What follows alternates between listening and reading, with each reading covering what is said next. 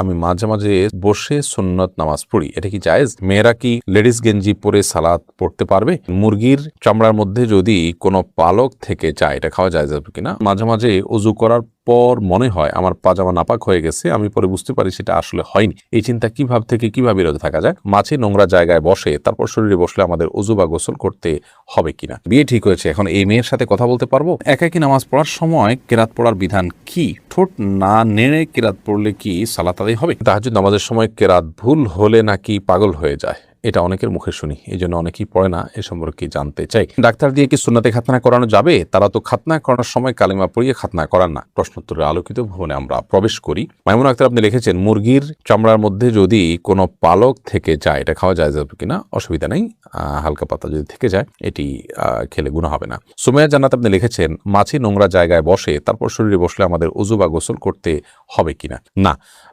মাছি যদি নোংরা জায়গায় বসে, সে নোংরা জায়গায় বসার কারণে তার পায়ে কিছু নোংরা, তার শরীরে কিছু নোংরা লাগে, সেগুলো আমাদের গায়ে আবার বসলো, তাহলে আমাদের শরীরও লাগে, এতে নাপাক হবে কিনা? উত্তর হবে না। কারণ হলো এত অল্প পরিমাণ নাপাক, এটা ফলশ্রুতিতে আমাদের কাপড় বা শরীর নাপাক হবে না, এবং এতটুকু নাপাক থেকে আসলে বেঁচে থাকা আমাদের জন্য কষ্টসাধ্য, যার কারণে এইটুকু নাপাকের কারণে আমাদের শরীর বা কাপড় নাপাক হয়ে যাবে না। সাদা শাহরিয়ার লিখেছেন, মাঝে মাঝে উজু করার পর মনে হয় আমার পাজামা নাপাক হয়ে গেছে, আমি পরে বুঝতে পারি সেটা আসলে হয়নি। এই চিন্তা থেকে কিভাবে বিরত থাকা যায়? প্রায় যদি এরকম হয় তাহলে এরপর থেকে এটাকে আপনি অ্যাভয়েড করবেন, একদম ড্যাম কেয়ার করে আপনি সালাত আদায় করবেন। এতে আস্তে আস্তে ইনশাআল্লাহ আপনার শয়তান এই সুযোগ আর পাবে না। শয়তান আমাদের মধ্যে অস্থিরতা তৈরি করে এবং এই জাতীয় সমস্যাগুলো শয়তান সৃষ্টি করে, যাতে করে আমরা ইবাদতে মনোযোগ হারিয়ে ফেলি এবং আমাদের অন্যদিকে মনোযোগ যায়। রিফাত আহমদ সাইম আপনি লিখেছেন, মেয়েরা কি লেডিস গেঞ্জি পরে সালাত পড়তে পারবে? মেয়েরা লেডিস গেঞ্জি পরে সালাত আদায় করতে পারবে, কিন্তু তার উপরে তাকে অবশ্যই অন্য কিছু পরে তার পুরো শরীর ঢাকতে হবে। কারণ এই গেঞ্জিগুলো সাধারণত পর্দার মানে সালাতের জন্য যতটুকু ঢেকে রাখা দরকার সেটার পুরোটা ফিল আপ করতে পারে না। সালাতে একজন নারী তার মুখমণ্ডল এবং দুই হাতের কবজি ছাড়া আর পুরো শরীরকে তিনি ঢেকে রাখবেন, এমনকি চুলগুলো ঢেকে রাখবেন। বিধায় ভেতরে কোন ড্রেস পরছেন এটা ইস্যু না, ইস্যু হলো তা যদি এমন কিছু পয়েন্ট ভেতরে যে এটাতে পুরো শরীর ঢাকা হয় না, তাহলে সেক্ষেত্রে পুরো শরীর ঢাকার জন্য বড় ওড়না আজকাল পাওয়া যায়, নামাজের ওড়না অথবা বড় কোনো কাপড়, চাদর ইত্যাদি দিয়ে তিনি নিজের শরীরকে ঢেকে সালাত আদায় করবেন। ইয়াসির আরাফাত আপনি লিখেছেন, ডাক্তার দিয়ে কি সুন্নাতে খাতনা করানো যাবে? তারা তো খাতনা করানোর সময় কালিমা পড়িয়ে খাতনা করান না। খাতনা করানোর সময় কালিমা পড়াতে হবে এমন কোনো কথা নেই তো। খাতনা করানোর সময় আপনার নর্মাল প্রসেসে খাতনা করিয়ে ফেলবেন বিসমিল্লাহ বলে, বাস, শেষ, যথেষ্ট। এর মাধ্যমে তার খাতনা হয়ে যাবে। খাতনা করার জন্য যে কালিমা পড়াতে হবে আলাদা করে, এমনটি কিন্তু বাধ্যবাধকতা নেই। বিধায় ডাক্তারদেরকে দিয়ে খাতনা করানোতে কোনো অসুবিধা নেই। আকলিম আক্তার লিখেছেন, নামাজ কখন পড়া উত্তম? ওয়াক্ত শুরু হলে নাকি আজানের পর? ওয়াক্ত শুরু হলে দ্রুততার সাথে নামাজ পড়া উত্তম, তবে জোহর নামাজ খুব বেশি গরম হলে একটু দেরিতে পড়াটা উত্তম। এমনি মতিউর রহমান মতি আপনি লিখেছেন, বিয়ে ঠিক হয়েছে, এখন এই মেয়ের সাথে কথা বলতে পারবো? না, ঠিক হয়েছে, আপনি তখন কথা বলতে পারবেন না। বিয়ের আগদ হয়ে গেছে, প্রস্তাব সম্মতি হয়েছে দুজন সাক্ষীর সামনে, তারপর আপনি কথা বলতে পারবেন।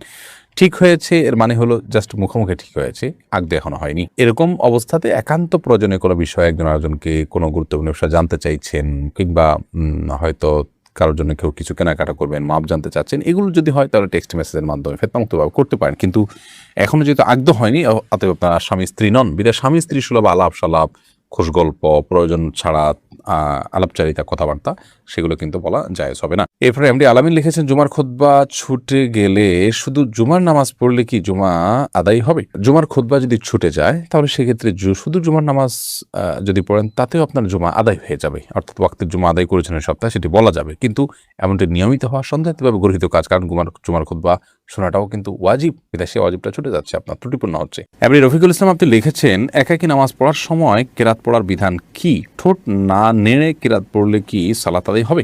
না, সালাত আদায় হবে না, আপনাকে ঠোঁট নাড়তে হবে। ঠোঁট যদি আপনি না নাড়েন তাহলে সেক্ষেত্রে সালাত আদায়ের জন্য যে কেরাত পাঠের আবশ্যকীয়তা সেটা আদায় হবে না। মনে মনে পড়লেন, সেটাকে তেলাওয়াত বলা হবে না, কেরাত আপনাকে পড়তে হবে। নবী করিম সাল্লাল্লাহু আলাইহি ওয়াসাল্লাম বলেছেন, লা সালাতা লিমান লাম ইয়াকরা বিফাতিহাতিল কিতাব, যে ব্যক্তি সূরা ফাতিহা পাঠ করেনি তার সালাত হবে না। তাহলে এখানে পাঠ করতে বলেছেন তিনি। আপনি যদি মুখ না নাড়েন, ঠোঁট না নাড়েন, জিহ্বা না নাড়েন, তাহলে পাঠ হলো না, সেটা কল্পনা হলো, সেটা জল্পনা হলো, সেটা স্মৃতিতে আপনি স্মরণ হলো।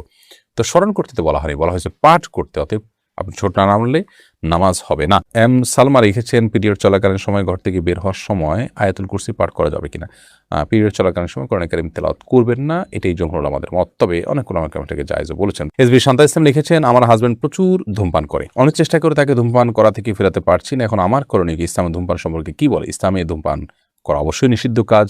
আল্লাহ বলেছেন রাতুল কবি এদিকুল্লাহ তাহলুকার, যেদিকে তোমরা মানে ধ্বংসের দিকে ঠেলে দিও না, যেটি ক্ষতিকর হবে আপনার জন্য। আপনি জানেন আপনাকে আস্তে আস্তে মৃত্যুর দিকে নিয়ে যাবে, নানা রকম রোগ বালাইয়ের মধ্যে ফেলবে, এবং সেটা বাহ্যিক কোনো উপকারিতা নেই, অপকারিতাই বেশি।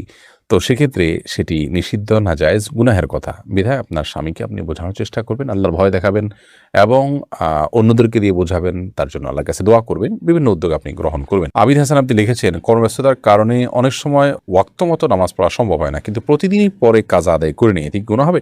অবশ্যই গুনাহ হবে। নিয়মিত আপনি যদি এটা করেন তাহলে সেটা এক ধরনের অপরাধ, আপনি সালাতকে সমত আদায় করছেন। আল্লাহ বলেছেন ইন্নাস সালাতা কানাত আলাল মুমিনিনা কিতাবাম মাওকুতা, নিশ্চয়ই সালাত ইমানদারদের জন্য নির্দিষ্ট সময়ে পড়াটা এটা আল্লাহ তাআলার পক্ষ থেকে অবধারিত, ফরজ করা হয়েছে।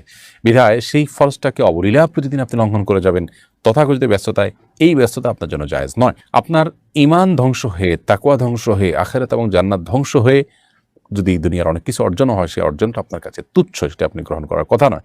আপনাকে যদি নিঃশ্বাস আটকে রেখে কাজ করতে বলা হয় এবং তার বিনিময়ে আপনাকে অনেক টাকা অফার করে, আপনি নেবেন না, কারণ জানে না থাকলে, জীবনে না থাকলে, বেঁচেই না থাকা গেলে এই টাকা দিয়ে আমি কী করবো। ঠিক একইভাবে নামাজে যদি পড়তে না পারি, আমার আখিরাত পুরোপুরি ধ্বংস হয়ে যায়, তাহলে সেক্ষেত্রে এই ব্যস্ততার কী মানে থাকতে পারে। আপনি আপনার পেশা, আপনার অবস্থান পরিবর্তন করে হলেও ওয়াক্ত মতো সালাত আদায় করতে হবে। মাঝে মধ্যে এরকম কি হতে পারে, বিভিন্ন কথা। মনি তানি আপনি লিখেছেন, অনেকের ধারণা মেয়েরা বাবার ভাইয়ের সম্পত্তি আনলে ভালো হয় না, ইসলাম আইন কি বলে? না, এটা মন গড়া কথা। বাবার ভাইয়ের সম্পত্তি বুঝে নেবেন, এই নেওয়াটাই বরং ভালো। আপনার ভাইয়েরা যাতে গুনাহে লিপ্ত না হয় বোনদের হক মেরে, সেজন্য আপনি নিজেরটা বুঝে নেবেন, প্রয়োজনে প্রেশার ক্রিয়েট করে হলেও আপনার হক আপনি বুঝে নেবেন। আর যদি তারা দুর্বল থাকে, অভাবী থাকে, তাদেরকে ছাড় দিয়ে আসছে, সেটা ভিন্ন বিষয়। বাবার ভাই মেয়েরা নিলে তাদের অকল্যাণ হয়, এটি মূর্খতা সুলভ কথা, কুসংস্কার, এটি কোনো ভিত্তি নেই। আয়েশা সিদ্দিকা আপনি লিখেছেন, তাহাজ্জুদ নামাজের সময় কেরাত ভুল হলে নাকি পাগল হয়ে যায়, এটা অনেকের মুখে শুনি, এই জন্য অনেকেই পড়ে না, এ সম্পর্কে জানতে চাই। না, এটা একেবারেই কুসংস্কারাচ্ছন্ন কথা, একদমই ভিত্তিহীন কথা, কোনো ভিত্তি নেই কথা। কেরাতে ভুল হলে কোনো অসুবিধা নেই, কোনো গুনাহ হবে না, পাগল হয়তো প্রশ্নই ওঠে না। অন্য নামাজ যেরকম ভুল হতে পারে, তাহাজ্জুদ নামাজও ভুল হতে পারে। বিধায় ভুল হলে সেটাকে সংশোধন করবো, কারেকশন করবো, এর কারণে গুনাহ হবে না, অন্য কোনো ক্ষতি হয়তো দূরের কথা। কাজী নাজমুস সাকিব আপনি লিখেছেন, রুকু এবং বৈঠকে দৃষ্টি কোথায় থাকবে? আমরা দৃষ্টি কোথায় রাখবো? একটা মত হলো যে সর্বাবস্থা আমরা সেজদার যে জায়গা, সেখানে আমরা দৃষ্টি রাখবো, আর বৈঠকে আমরা আমাদের কোলের দিকে দৃষ্টি রাখবো, এটি একটি মত। রুকুতে অনেকে বলেছেন যে দুই পায়ের যে মধ্যবর্তী জায়গা, এখানে আমাদের নজর থাকবে। তো খোলাসা কথা হলো, বেশিরভাগ ক্ষেত্রেই সালাতে আমাদের নজর থাকবে হলো সেজদার দিকে, এবং সর্বাবস্থায় সেজদা যে এরিয়া, এর মধ্যে, এটুকুর মধ্যে আমাদের নজরকে আমরা সীমাবদ্ধ রাখবো। বাকি যখন আমরা বসবো তখন সচরাচর সেজদার দিকে তাকাতে হলে তো আমাদের চোখ উঠাতে হয়, আরেক দিকে তাকাতে হয়, আমরা কোলের দিকে স্বাভাবিকভাবে নজর করব। অর্থাৎ চোখকে অবনত করলে যে জায়গায় নজর আসে, সেই সীমানার ভিতরে আমরা নজর রাখার চেষ্টা করব। শিউলি যেমন আপনি লিখেছেন, আমার নাম শিউলি, আমি মাঝে মাঝে বসে সুন্নত নামাজ পড়ি, এটা কি জায়েজ? আপনি যদি সুন্নত নামাজগুলো বসে বসে আদায় করেন কোনো অসুবিধা নেই, কারণ সুন্নত নামাজ এটি এক্সট্রা এবং অতিরিক্ত। তো অতিরিক্ত নামাজগুলো কেউ বসে পড়লে সালাত আদায় হয়ে যাবে। যদি তিনি শরীরটা একটু খারাপ লাগছে সেই জন্য বসে পড়েন, তাহলে সেক্ষেত্রে সালাত তার হয়ে যাবে, তবে দাঁড়িয়ে পড়া উত্তম। আর ফরজ সালাতে আপনাকে অবশ্যই দাঁড়িয়ে পড়তে হবে সামর্থ্য থাকলে।